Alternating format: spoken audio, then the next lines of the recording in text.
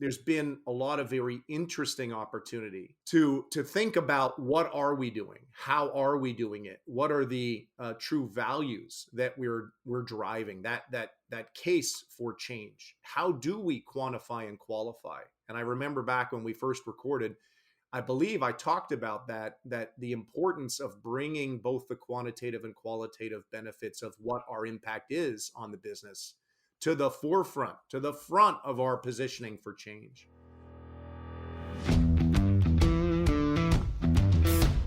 Technology is transforming how we think, how we lead, and how we win.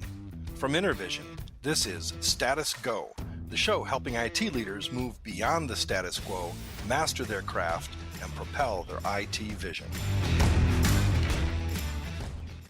Welcome to a very special episode of Status Go.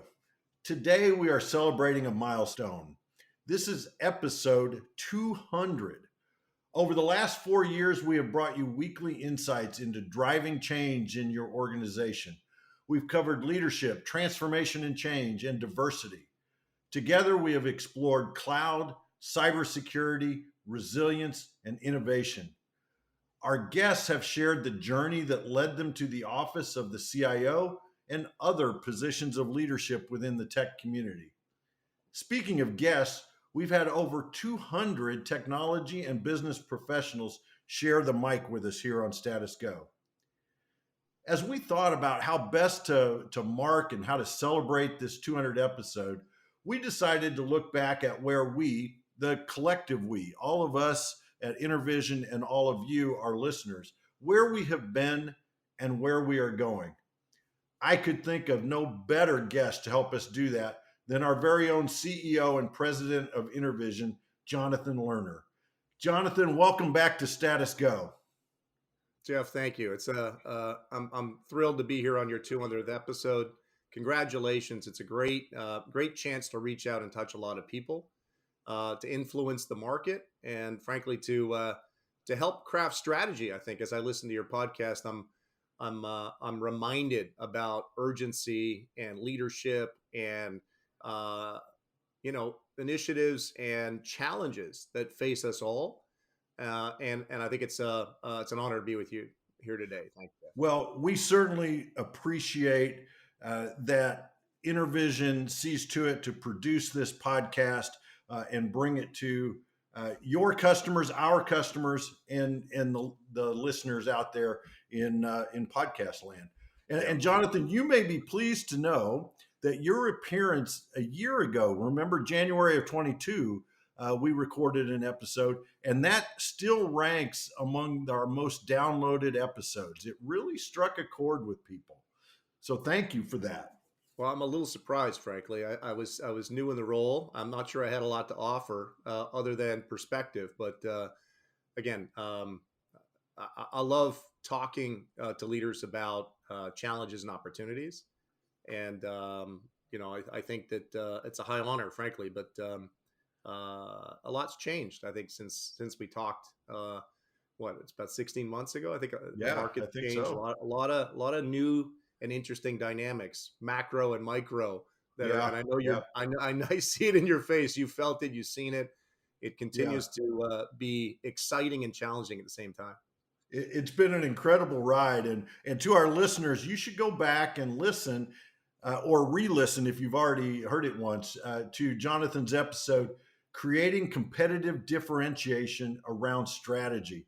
There is wisdom in there for any business, whether you're a tech business or whether you're a tech-enabled business. So, Jonathan, I thought it would be fun to play snippets from a few of our prior episodes and get your take on it, get your reaction to that. But before we do it, I'd love for you to share your perspective on the last 4 years in tech.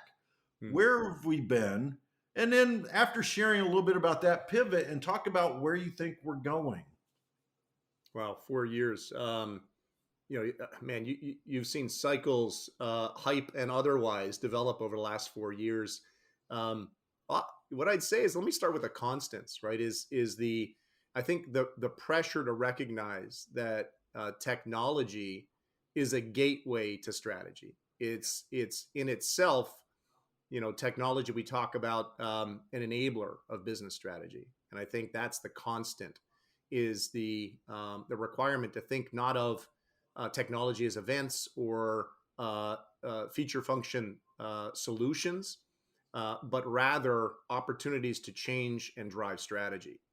And I'm fond of a saying. One of my coaches said to me probably 5 years ago, just before then, that our job is really to demonstrate that we understand the cost of change is worth more than the cost of same. And I think that's a constant as well. What's changed, my gosh, platforms, partners, technologies, preference, prem to cloud, data centers to virtual, secure access, collaborate. I mean, the list is as long as your arm, and then times it by 100, multiply that. I think that there's been a lot of very interesting opportunity, Jeff, to think about what are we doing, how are we doing it, what are the true values that we're driving, that case for change. How do we quantify and qualify? And I remember back when we first recorded, I believe I talked about that the importance of bringing both the quantitative and qualitative benefits of what our impact is on the business to the forefront, to the front of our positioning for change. I think that, again, is a constant. But I think what's come out of that as the precipitate, the recommendations for how we change, not just what technologies, but what the impact to business could be, has elevated technology in the mix of levers. And I think that's an interesting opportunities for CIOs, for CTOs, for chief innovation officers, and for rank and file managers, all the way to the individual contributor, to really understand the business strategy that we're trying to address. So as much change has happened in the last 4 years, I think an interesting golden thread is the similarities and the consistencies of how we defend, how we measure, and how we drive positioning technology as an agent of change. It's we've earned that proverbial seat at the table, and now it's ours to do something with, right? That's, and to be held to account, to be measured, because I think, again, with a tightening economy and a looming recession, whether it was quarters ago or even now, that insecurity is forcing the quantitative equation. Not only why, but what was the impact of change if I want to do it again? Have I demonstrated that I can deliver on the business justification and the business case when I go out with my hand out and say, I want to enable strategy this way and I need more money to do it? I think the CFO is if they were powerful before, that controller, that treasurer, that CFO has a very discerning eye, and the number of funded projects, as we know, has gone from 12 to 2. Yeah. And when I talk to CIOs around the country, the common thread, or the golden thread that you were describing, really comes down to being able to drive change and influence change, but proving the value in the change. I love that quote that you offered up from your coach. So, Jonathan, are you ready for this walk down memory lane? You bet. I love the thought of snippets and commentary. I think it's great.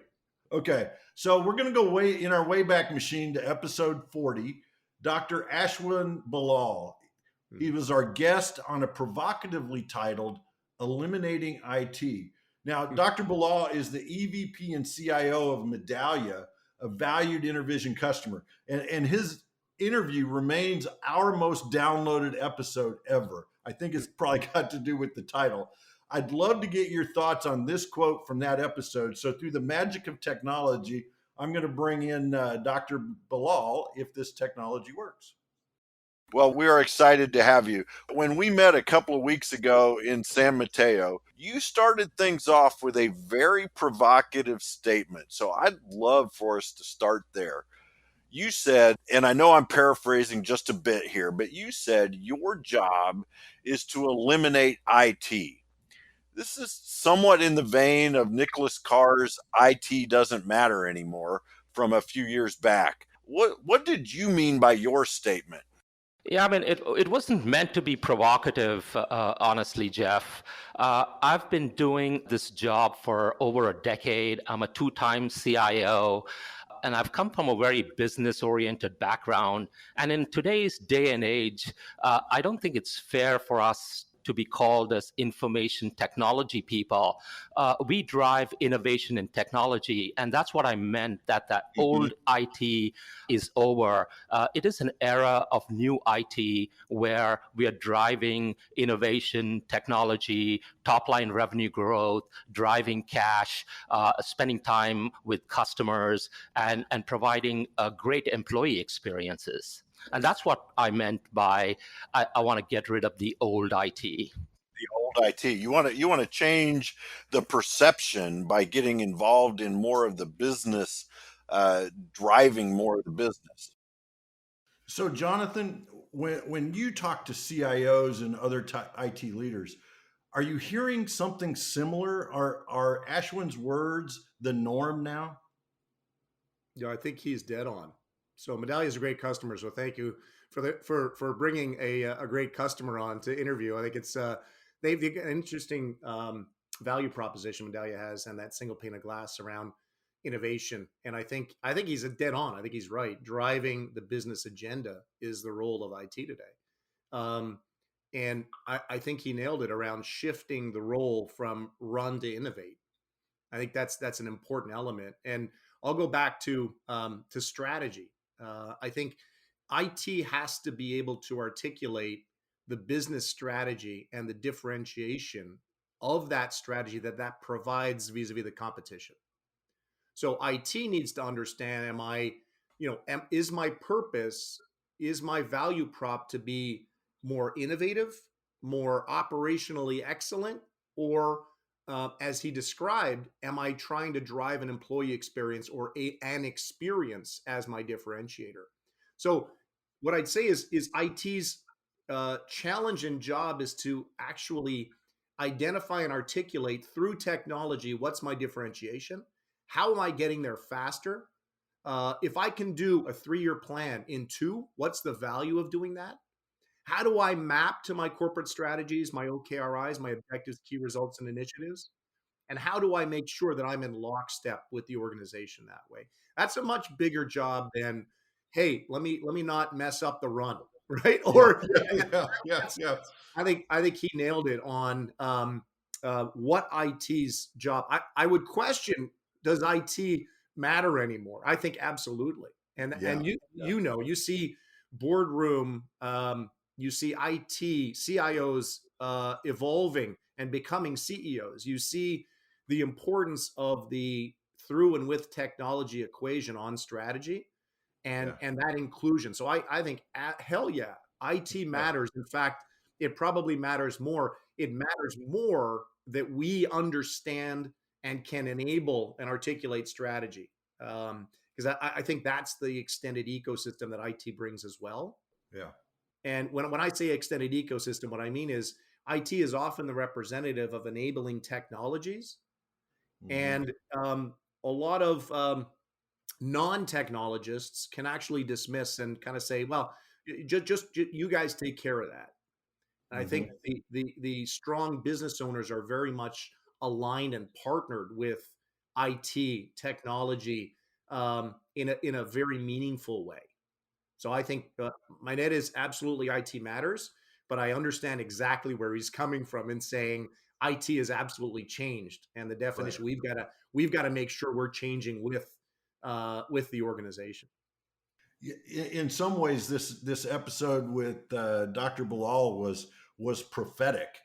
He was probably on the leading edge of some of those thoughts, and I love how you bring in uh, understanding strategy, understanding the value, uh, really having that deep business acumen as an IT leader.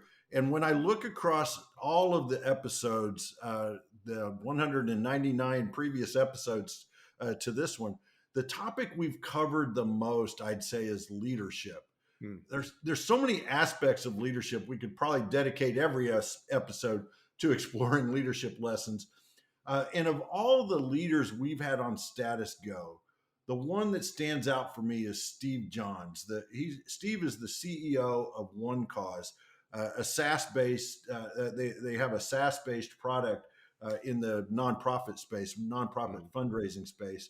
He's appeared on the program twice. Once in the fall of 2020, we all remember what 2020 brought us, and once just this past December.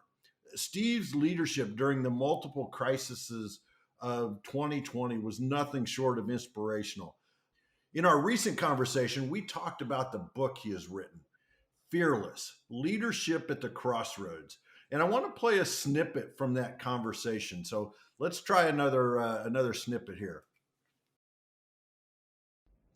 One of the things I learned about you from reading the book is you have a love for music.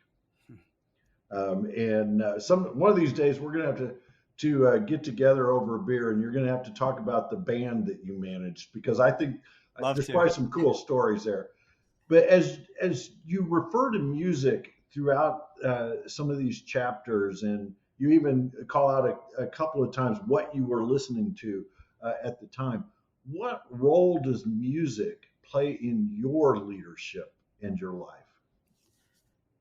Music is so important. And I think that I like to tie music also together with fundraising, because if you think about what music can do, music really, it moves you, and it gets you into a mood. And so in the mornings, I listen to smooth jazz and I listen to easy rock, because that's how I feel in the morning.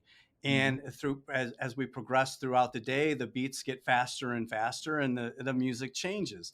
And so it helps to set my mood. It helps to mirror my mood. But I think that what do people get really passionate about? People get really passionate about music, and people get really passionate about these causes. And so I also believe that there's this connection between music and the passion associated with music and the passion associated with the causes that I like to keep together. They really go together. And also, just sharing the music that I was listening to, Jeff, was just part of my transparency, was just part of my process. And it's also I just wanted to tell people, I'm just sitting here by myself at the office, or I'm just sitting here by myself in my home office, and I just happened to be listening to Thin Lizzy at the time. Well, that's a great one. So, Jonathan, as you listen to Steve, I got to ask you: are you listening to Thin Lizzy this morning? I don't have Thin Lizzy playing. I'm listening to my dogs whine. Actually, they're with me today. But no, I think what I draw from Steve's comments is inspiration and mood, and those are head and heart, right? And I think that's. Sounds like Steve's a great leader. He's influenced and he understands the need for authentic and transparent leadership.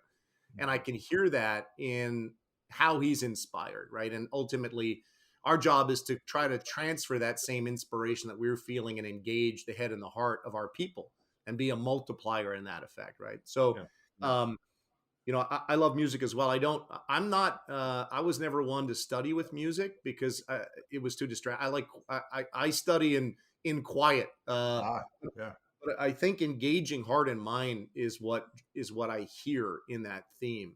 Yeah. We do that InterVision around being purposeful around our purpose to attract, loyal customers and empowered team members. And it's about leveraging our values and making sure that our actions are inspiring, because what we do really engages hearts and minds. It's what, even on troubled days, gets us out of bed, jumping into the shower at 5 a.m. and really thinking about how what we do is meaningful. That I think I talked in our conversation around our balance between customer, company, and self. And how are we engaging all three of those elements in equilibrium, and what at the end of the day, what are we doing to find that passion and inspiration? I think that's evolved over the last 18 months here. But I think that Steve's comments around well, a couple of things, right? The authentic nature of finding something that inspires you and hoping that that creates an infectious result Yeah. in a positive way, and then building strategy and making sure that we're including employee engagement at the top of our list, right? And when I think about how we define objectives for our business and our people, we're in a people business, so we have to take into account um, that need for inspiration. There are tough times, and you got to be able to reach in and make a connection and Yeah. make sure that your leadership and what you're doing um, is of course buzzword time, but you're thinking upstream. You're thinking about Right. what we can do that creates an environment so that people can bring their authentic selves, that they can truly engage and not be fearful of well, I've got to leave this behind because I don't want that to appear. That might be a weakness or that. No, I think that the more transparent and more authentic we are, the better our inspiration is felt in others, Yeah. and that extends outside the organization as well, right? Yeah. But it's definitely a deeply human business we're in, and Yes. Yes. when we're creating experience and we're talking about differentiating that way, I think that Steve's comments around mood and what inspires us, we Hmm. have to be aware. We have to be touching that deeper emotional side Yep. of what drives us to bring everything we can to work every day. Well, and I've gotten to know you a little bit over the last 16 months or so, Jonathan, Yeah. and even had the pleasure of meeting your son, gosh, almost a year ago now. And one of the things that I would say, outside looking in, that inspires your leadership is family. I've always been impressed by that. It seems like every conversation you and I have, somewhere in that conversation is woven family. So Yeah. I, Yeah. I think that it may not be music that drives your leadership or inspires your leadership, but I think it's family. You're absolutely right. I think we've talked, right? I've got two gears. I've got work and I got family. Yeah. Those are my two Yeah. passions. But you're absolutely right. It's that's my comfort and it's my rescue.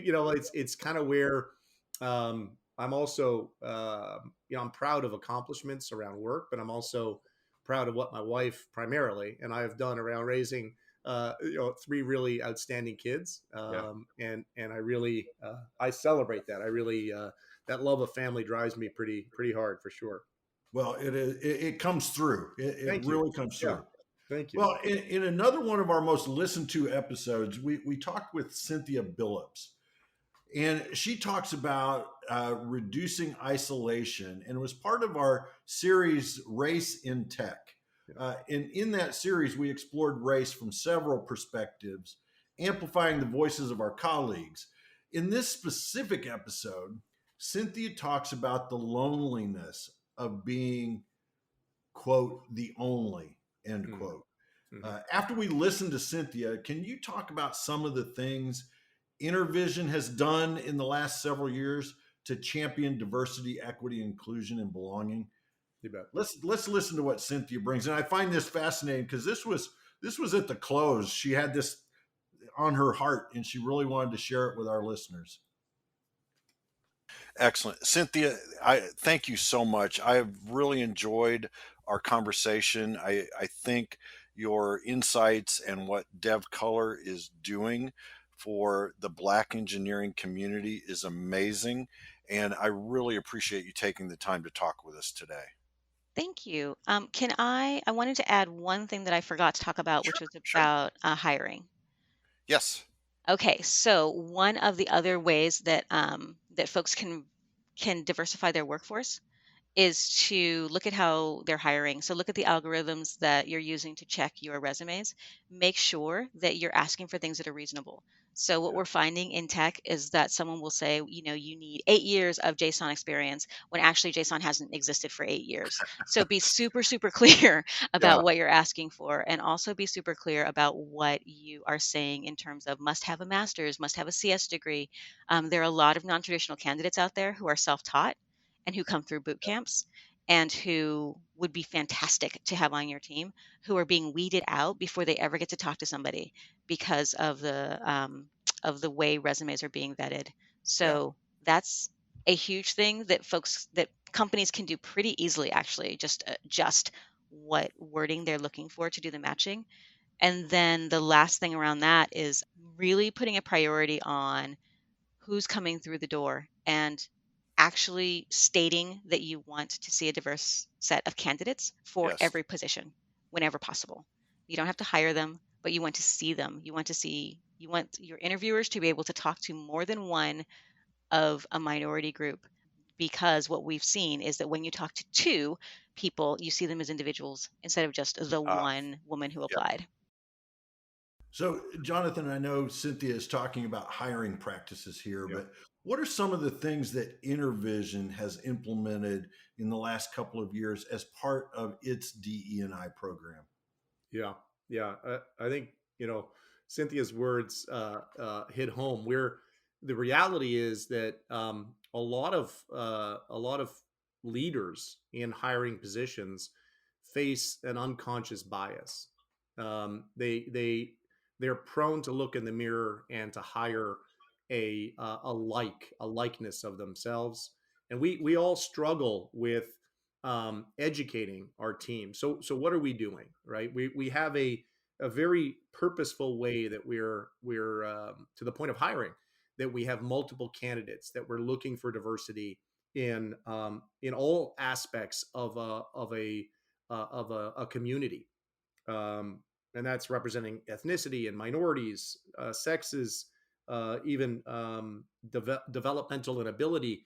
Um, we we are increasing our consideration on candidate pools with a knowledge of unconscious bias, and we're also through our people leader, Melanie Bergler. We're we're educating our leaders on what it takes to actually think differently around hiring pools and diversity, and the benefits to companies and to teams and to people of really consciously having a diverse workforce. So we have a DEI group internally. We have a committee that advises my ELT, my executive leadership team. We are polling our people on what we can do better to be a more diverse and representative of our community organization. Um, our training and our onboarding includes that awareness for the benefits, but also the need, the necessity to actually be a more diverse and inclusive hirer. And I think these are all important developments that are in the forefront of our hiring and our decisions to be diverse. Personally, we've added two women leaders to our ELT, to our executive leadership ranks. We're not where we need to be, frankly, Jeff, and we continue to want to and make positive steps in inclusive leadership, all the way to the point of our M&A. Right, part of our strategy is mergers and acquisitions and inorganic growth. We recently, last year, we made an acquisition of a company out west in Seattle that has a disproportionate, a higher number of board advisors that are Black and women, and we consciously are looking at acquisitions where we can increase our diversity as well. So organically and inorganically, Exactly. we're Yeah. very conscious of how do we better represent the communities where we live and work, and that's a purposeful move for us. That's actually evolved in our thinking around how do we balance mix, how do we actually not only do that, but I think we create advantage by having that diversity of thought and leadership. It brings different ideas to the table, and Thank you. I agree with you that many companies, and our listeners would probably agree, have taken very positive steps in the last several years, and we've got a long way to go. We keep Yeah. working on this, and I am sure over the next 4 years of Status Go, we're going to continue this conversation. I think we have time for a couple more snippets if you're game, Jonathan. You bet. For All sure. right. So, InterVision CTO, John Gray. John's been on Status Go several times. Mm-hmm. I want to go back to his first appearance. Cloud is such an important part of the tech landscape. And John's been a thought leader in that space almost since cloud was born. In this episode, we answer the question, what exactly does it mean to be cloud first? So as we listen to the conversation, I want you to pontificate a little bit when we're done with the clip on where you see cloud going in the future. So here comes John. Yeah, as you say, it really comes down to what are your integration requirements of that application's data and where does it need to move? That begins to be the real challenge. So, John, as is often the case with some of the terms that start to get hyped in the technology space, sometimes you end up with it becoming overhyped or even misused. We did a blog post a couple months ago about AI washing and the concept of everything now gets branded as AI. Are you seeing that same thing with the whole concept of cloud first? Is that something that's being misused or overhyped? Cloud first has definitely been misused and probably somewhat overhyped.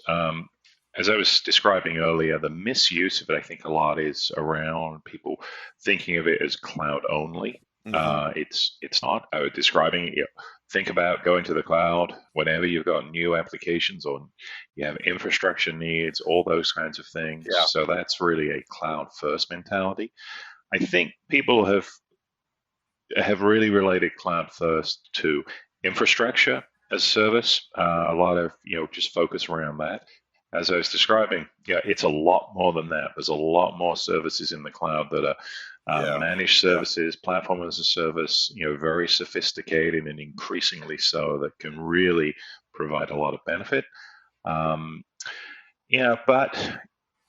you've got to understand how to use them. You need to be ready for them. So there certainly is a lot of hype around this. In the end, this is, it's infrastructure, it's pre-built components and services that if they enable your business and you can fit them in correctly, can be of great value. But, it can also very much be, I think, the next shiny object because there is relentless amount of new change here. New services coming out, and if you're not careful, that can become very distracting and can cause you to sort of wonder whether you should get in at all, or oh boy, we started this, should we redo it that way? So it's you need a thoughtful approach where you understand your requirements, understand the cost benefit of what you're doing, and you stay focused on pushing through to certain predefined endpoints before you then really start to evaluate. Okay, Jonathan, crystal ball. I know InterVision just released a new offering, MCS, Managed Cloud Services. Mm-hmm. What does the future hold for cloud? Wow, that's a big one. I didn't say this was going to be easy. There's a lot there. John's absolutely right. You ask somebody on the street, what's their definition of cloud? You'll get 100 different things, right? John rightly breaks it down and talks about infrastructure as a service. Cloud, as we know, is not a state of being, right? It's an evolving thing. When I'm talking to CIOs and CEOs, the big concern is lock-in, and the big opportunity is to move up the stack from platform to infrastructure as a service to software as a service, ultimately solving business process and business differentiation and change, and go back to that strategy, right? So I think the future, I would say a couple things. One is the future is hybrid. I need to run my business applications. I want to be talking about the value to the business.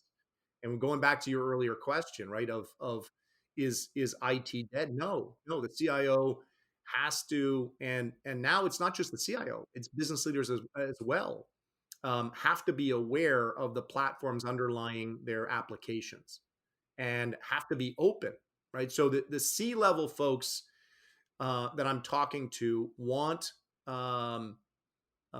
they're looking for the operational efficiencies of potentially of a move to cloud, right? Does that unlock whether it's capex to opex or overall savings? Do I get speed, scale, and reach from a as a service environment for my infrastructure?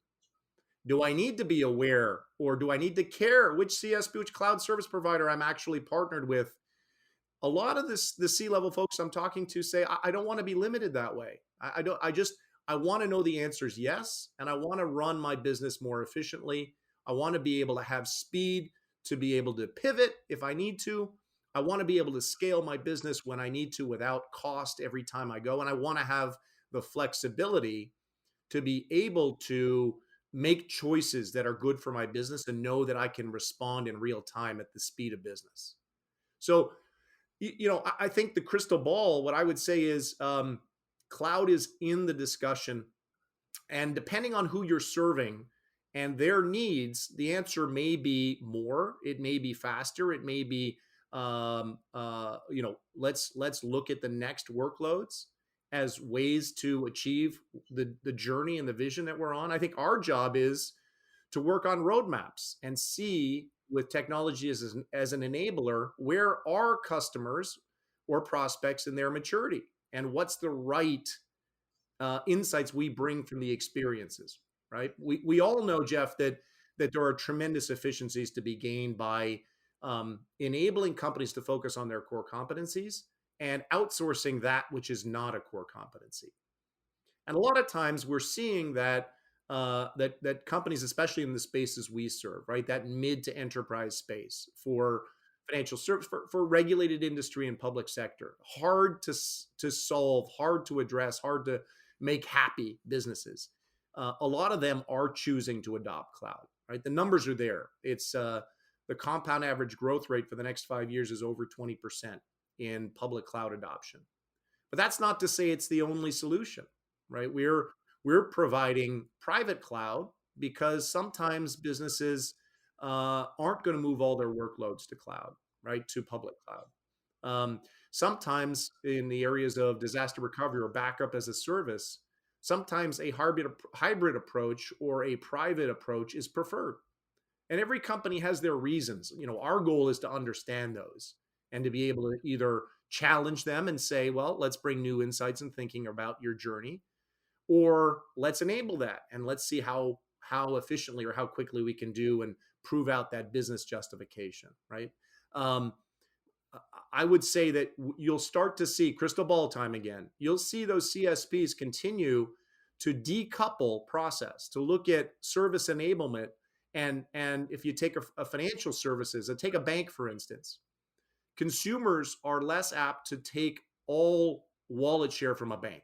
They want the flexibility to decouple offerings, to do loans from a financial institution or a mortgage from a pure play financial provider.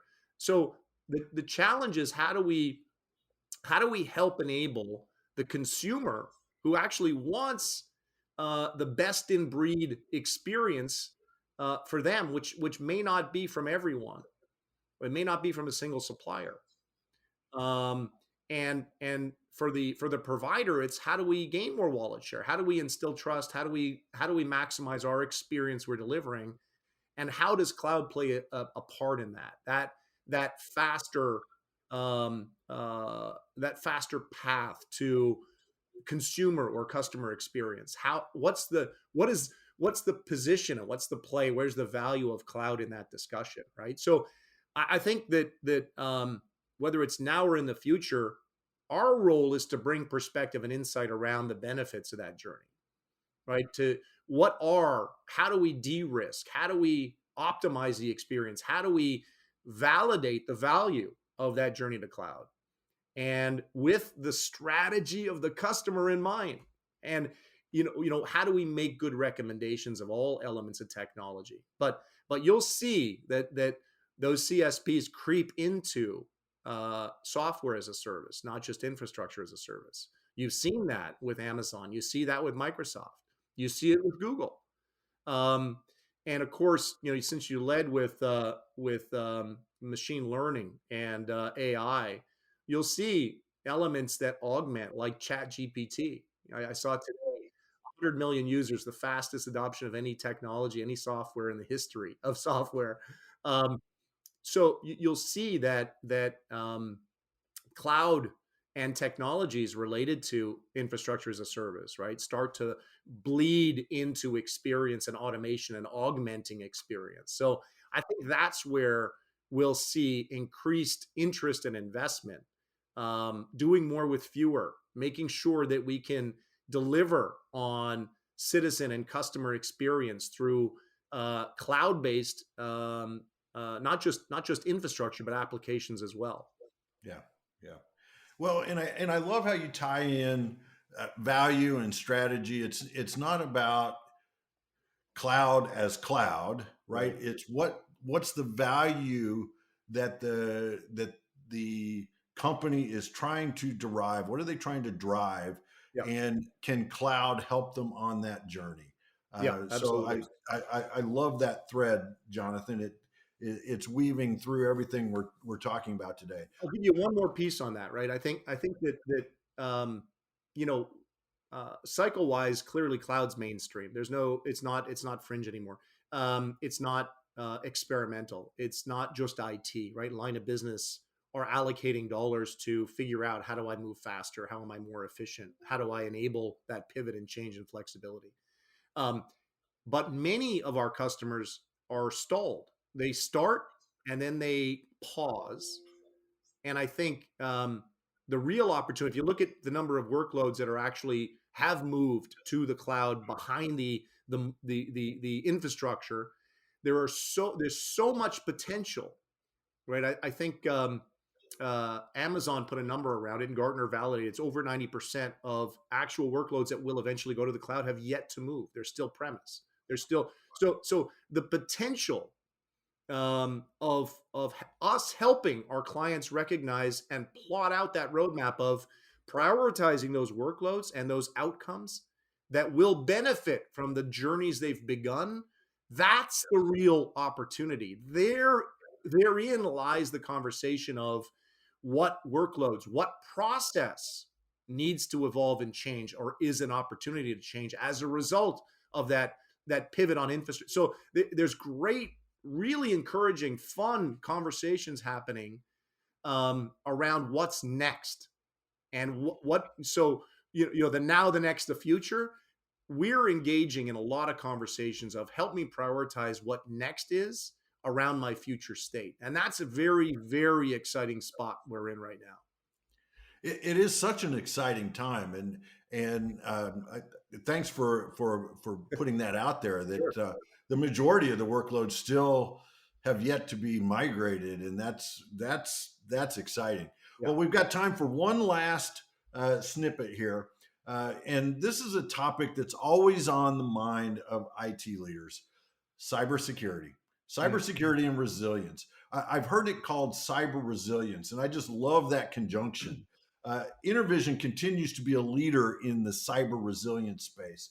And as you know, it's a topic near and dear to my heart, is DRAS, or disaster recovery as a service. Sure. So we're going to listen to InterVision's own Adam Scamhorn. He's been a DRAS engineer, product manager, and is now a product director in this space. So let's listen to part of an interview with Adam. Yep. Excellent. Thanks. I just know, because one of the roles that you had in the interim between engineering and product management was client education, right? So I know you're passionate about that. I am. And I also know, because we were on the receiving end of some of that education Absolutely. over the years, and it helped us make the decision. You mentioned our experience. We found that our workloads actually ran better in a recovered state than they did in our data center that was down the hall, Right. because of the equipment that it was running on and all the various things that go along with that. So we appreciated your guidance, and I think that's an important highlight for our listeners, is that people go through these drivers, and it's real easy to talk about total cost of ownership, geographic diversity, cloud first strategy, but it's quite another to have lived that And you've lived each one of those things. And I think that's an awesome testament to your career that you've been through a lot of that on both sides of the table. Now, there's also, we talked about this a little bit ago, Adam, in that over the last, call it 5 years or so, the reality of using the hyperscale clouds or the public clouds, however you want to label them, has become a reality versus hosted clouds. Typically, as you were mentioning, the hosted clouds are similar hypervisors, whether it's VMware, Hyper-V, and now you can choose to use the public clouds. What are some of the decision factors that you're seeing clients weigh to decide where their target for their replication is going to be? Yeah.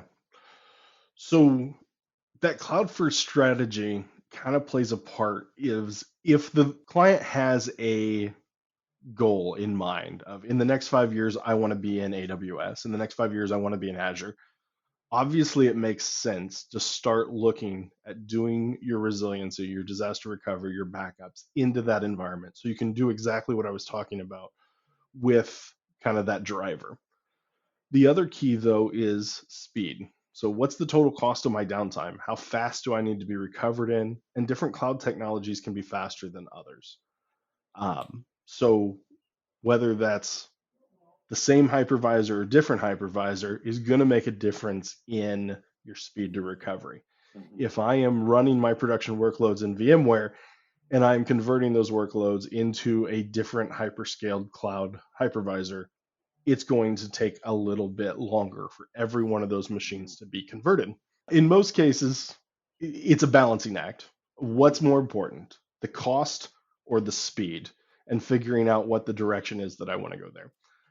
Disaster recovery as a service providers also offer different tiers of hot, warm, or cold recovery capabilities with all of those destinations.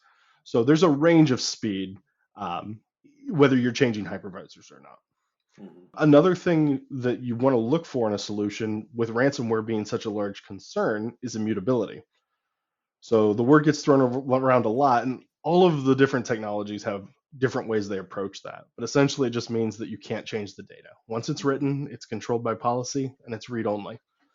So that's hugely important for DR solutions that want to protect from So, Jonathan, the theme of our conversation today is where we have been and where we are going. InterVision was one of the first companies to talk about DR as part of cybersecurity. Today, we would call that cyber resilience. Where do you see this concept of cyber resilience heading in 2023 and beyond? Yeah, just listening to Adam talk about a guy who oozes confidence and ability, right? Capability. He's sensational, and I think he framed up the question really well. The first question was around disaster recovery. That again, that's a state of being competitive, compliant, and secure, and on the secure side. And then he wove in elements of cyber, right? And so I think where we're going is system wide, and I think that's the key message that Adam was delivering is we can solve for a state with a whether it's disaster recovery or backup as a service. We need to be secure, and cybersecurity is an element of that. We need to connect the dots, which is what we're really focused on, right? So when we think about a platform for being secure, Adam talks about two of those elements: disaster recovery as a service and backup as a service. He also talks about cybersecurity or ransomware protection as a service. And I think that's exactly the mission that we're on, is to create systems so that our clients are competitive, compliant, and secure, and that they can do that and collaborate anywhere at any time, any place, and they still get all the way to the edge. They get that security, that confidence to operate. And by focusing on downtime, that little devil on your shoulder of what's the risk, what are the areas, and I think that the answer and the biggest opportunity is connect the dots.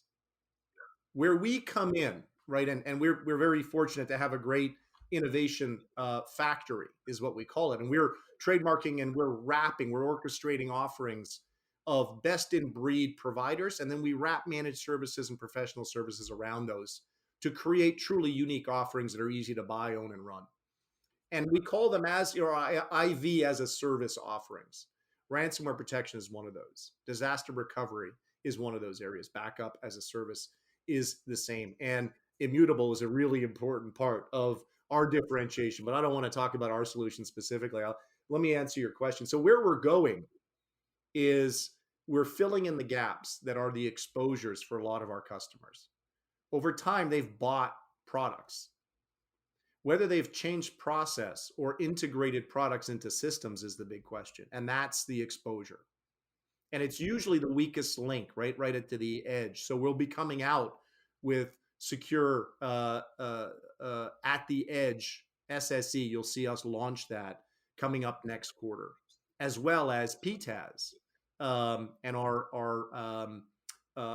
full suite of offerings around penetration testing as a service to complement, right, as an ongoing element of that solution. The point I'm trying to make, Jeff, is we're orchestrating solutions into a system to make sure that customers are secure. And I think that's the important differentiator for our customers, is not just tools, right? Not just state of being in one element. I'm secure. I've got a disaster recovery strategy, but I'm actually secure and I can test that. I can provide a solution in the event that I am breached, or I can have an SLA around return to operations and timing around that. And I can do that with a partner that has proven that they can link those products or stages into a system, right? It's the same, the evolution of technology, right? We went from best in breed, and I want to own the best of everything, toward best of suite. And I actually need to orchestrate and integrate those things. So I'm actually closing the gaps in between those elements.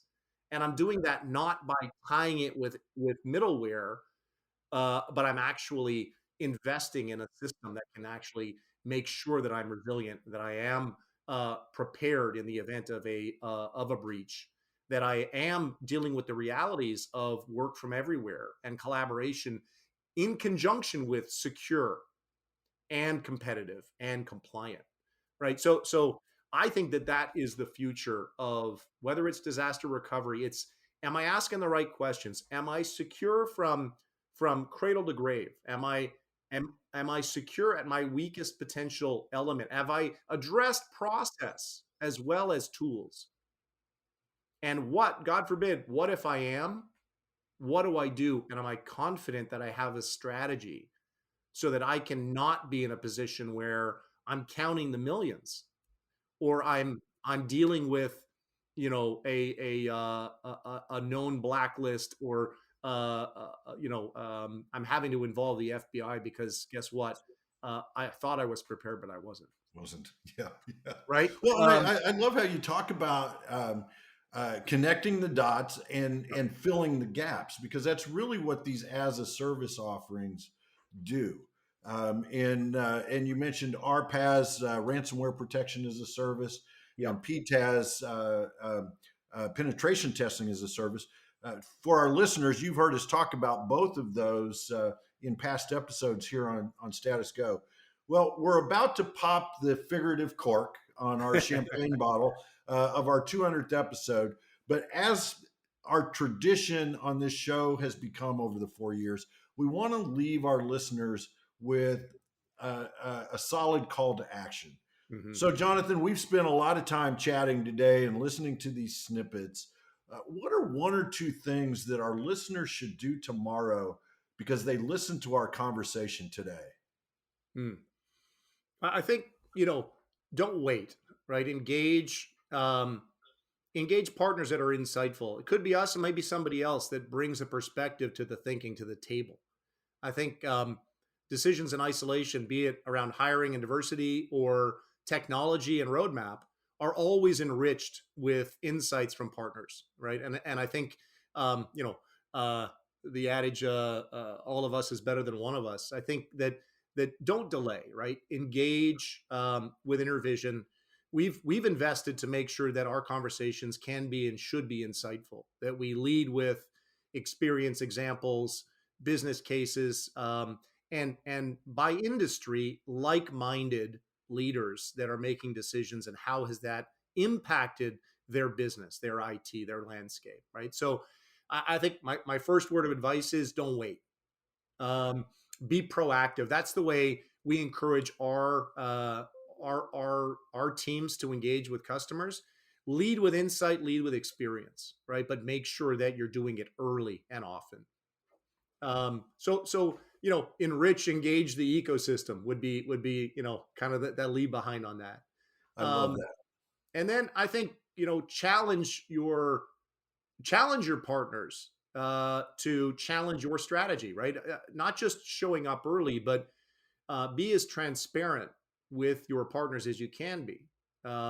The more we know about strategy, the earlier we know, the better, right? So along the same vein, don't wait, and engage deeply, engage with trust and confidence, lead that way, and maybe engage before procurement, right?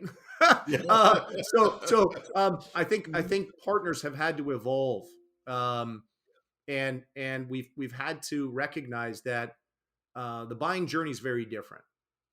So our selling journey has to keep up, and in fact try to be ahead. We know that vendors is a bad word, right? That partner is the ultimate crown. That's where you want to pop the cork, is when you're engaged in strategy discussions, when you're engaged early, and when you're truly talking about making a difference, and you have access to the insights of the organization. So I think that recognizing the broader influence wheel around business, IT, finance, legal, all these things, and working together to map out a strategy with your partner versus a vendor, I think that goes a long way to helping the outcome, but also I think speeding the value that you're expecting out of that transformation and change that you're engaging partners on. And the last thing I'd say is, have faith that what's not your core competency, you probably want to reach out and partner, right? Know as a customer, as a potential customer, the benefits are there to allow your organization to focus on your core competencies, and encourage that there are others that can really, if it's not core to you, it's going to be core to somebody like us. And we can bring that as an extension of what you need as an outcome, and allow you to focus on your core competencies and your competitive differentiation in your markets. And there's that thread again, right? Value and strategy. Yeah. Don't hesitate. Partner, challenge. Work with your partner to challenge your strategy, to make it better, to make sure you're getting the value. Jonathan, I have to thank you so much for spending an extended time with us today. I really appreciate it. I appreciate InterVision and your production of this podcast, because I think it's so valuable for our listeners. Thank you for carving out time to talk to us. Very welcome, Jeff. It's been a real fun day. Thank you for the time. To our listeners, if you have a question or want to learn more, visit InterVision.com. If you want to go specifically to the show notes for this episode, you can go to InterVision.com/status-go, and it will take you right there. The show notes will provide links and contact information. This is Jeff Tunn for Jonathan Lerner. Thank you very much for listening to all 200 episodes of Status Go. You've been listening to the Status Go podcast. You can subscribe on iTunes or get more information at InterVision.com.